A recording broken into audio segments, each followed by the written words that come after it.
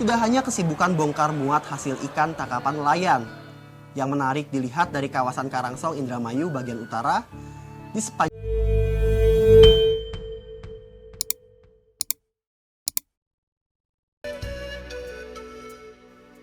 menjadi sentra perikanan di kawasan pesisir utara Jawa Barat. Kawasan Karangsong, Kabupaten Indramayu seakan menjadi magnet bagi pelaku bisnis sektor perikanan.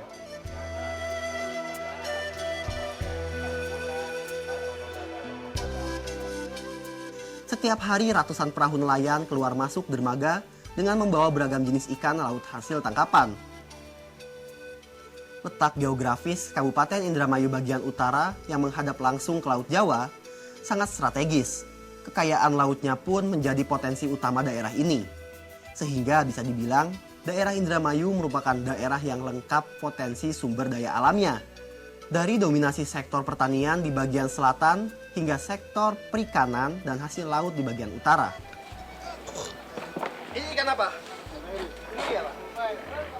Pagi-pagi seperti ini adalah saat yang tepat nih untuk berbaur dan melakukan aktivitas dengan nelayan yang baru pulang melaut. Sekarang saya sedang berada di TPI Karangsong Indramayu. Di sini ada beberapa jenis ikan nih. Ada ikan tenggiri, terus ikan kakap merah, tongkol, dan banyak lagi ikan yang memiliki nilai jual sangat tinggi. Panji akan mengikuti proses demi proses yang dilakukan di sini. Mulai dari mengangkat, lalu nanti melihat proses pelelangan ikannya. Seru kan? Ada lagi nih, Panji juga akan melihat proses pembuatan perahu kayu. Tentunya masih di Indramayu. Ikuti terus Panji ya. Ayo. Berat banget. Berapa kilo nih?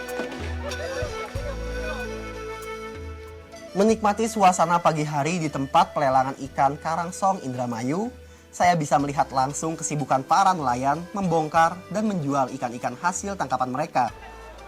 Berbagai jenis ikan besar dan kecil satu persatu dikeluarkan dari dalam lambung kapal. Untuk membongkar ikan hasil tangkapan nelayan dengan kapal kayu sebesar ini memerlukan waktu hingga berjam-jam. Ini dikarenakan proses pembongkaran dilakukan secara manual, sedangkan jumlah ikan yang tersimpan di lambung kapal sangatlah banyak.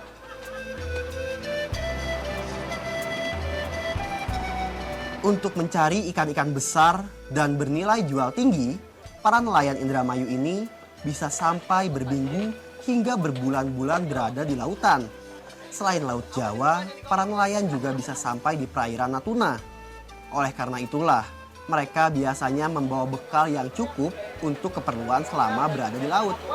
Nah, ikan-ikan ini udah mau dilelang, mau dibawa ke TPI sana.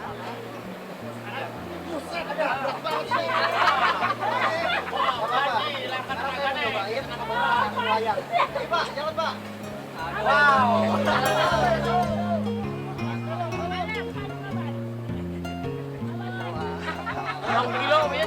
Ini berapa kilo ini? Cukup berat. Kalau dibawa sendiri pasti gak keangkat karena ikan-ikan ini beratnya mungkin sekitar 40 sampai 50 kg. Di sini ya Pak ya? Iya. Nah, ikan-ikan dari kapal itu dikumpulin di sini, ditimbang berapa beratnya, terus akhirnya nanti masing-masing jenis dipisah untuk di-pack. Oh, bener kan perkiraan saya? Sekitar 45 kilo. Berat banget kan? Cuma segini loh. Ayo Pak.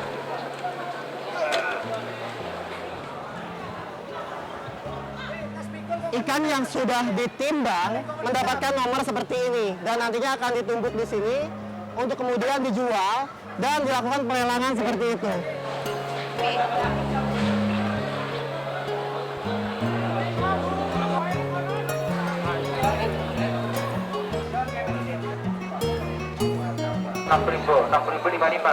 Mas, lagi dilelang ya? Sekarang saya lagi mengenai proses pelelangannya nih. Di sini sama ya sama pelelangan lainnya. Siapa yang memberikan harga paling mahal, dia yang mendapatkan ikan yang paling bagus kualitasnya. Lihat, proses pelelangan ini sangat unik karena saling berebutan gitu melihat ikan.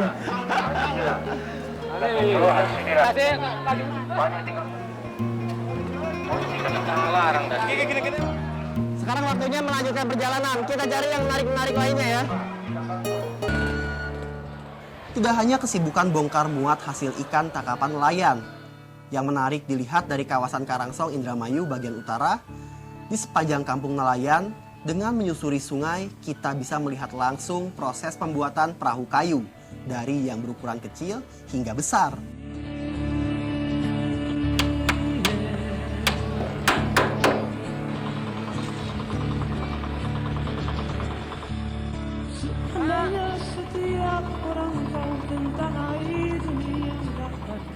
Ya, di sana ada nelayan yang sudah mau melaut lagi. Mereka sekarang sedang membenahi jala. Mungkin ikannya sudah dilelang di TPI sana. Kita tanya ya, kita tanya. Pak, ikannya mana ikannya? Panji ya? Itu Panji, dari mana Panji? Habis kuling gua muter-muter Pak. Wah, ternyata mereka kenal saya.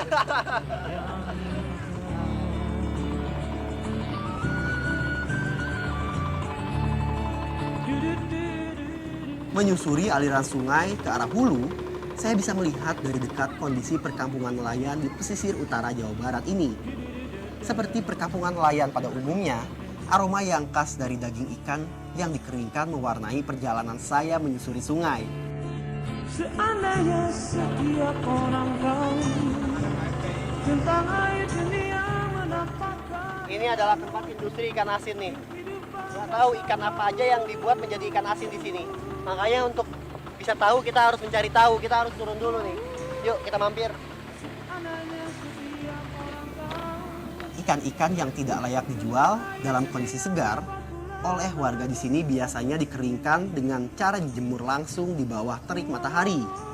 Ikan yang sudah kering dan diasinkan memiliki nilai jual lebih tinggi. Wah, Pak, kebetulan ada Bapak nih yang punya ini. Iya. Saya mau tanya-tanya nih Pak. Iya. Ini ikan yang lagi diproses jadi ikan asin ini ikan apa jenisnya? Ikan hiu. Hah, ikan hiu Pak? Ikan hiu. Jadi ikan hiu dijadiin ikan asin bisa ya? Bisa. Ikan hiu lalu dikupas kulitnya. Kupas kulitnya kayak gini ya Pak ya? Potong-potong. Terus kasih garam, direndam sekitar 2 harian lah. Gitu. Direndam sekitar 2 hari pakai garam ya Pak ya? Iya, Boleh nggak lihat ke dalam Pak proses Boleh, lainnya? boleh. Nah, sekarang untuk melihat lebih detailnya, kita harus ke dalam nih. Kita harus lihat proses dari langkah pertama. Ayo Pak. Nah, Wah, ini proses apa nih Pak? nah, ya ini prosesnya, begini caranya. Ikan cucut diapain Pak? Dibikin jari. Diambil kulitnya dulu ya? Iya, Kulitnya maaf, sorry. Kulitnya ini kasar ya? Kulit Itu kulitnya itu. Oh, itu kulitnya. Jadi dipisahin antara daging dengan kulit. Iya, Nantinya kulitnya itu dibuang atau gimana? dijual. Dijual lagi? dijemur.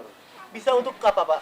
Kulitnya? Ya, untuk tergantung konsumen. Ada yang dibikin kerupuk, ada yang iyalah. Jadi bisa di